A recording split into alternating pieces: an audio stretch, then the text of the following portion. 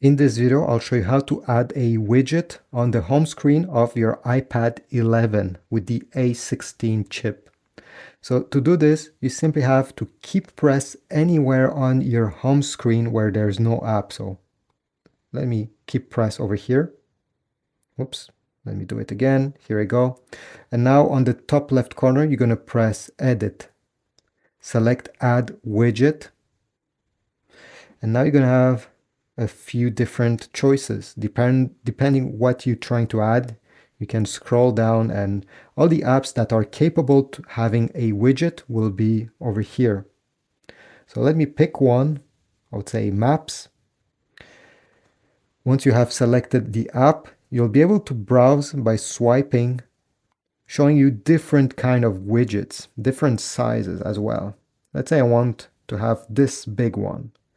Simply press on the Add Widget button, and now it's time to place it anywhere on your home screen. Could be over here, could be on an other page if you prefer this way, it doesn't matter. Once you have chose the place, simply release. And with the corner, I don't know if you see over here, you can also adjust the size. So you can make it smaller if you found out that it's a bit too big for your needs.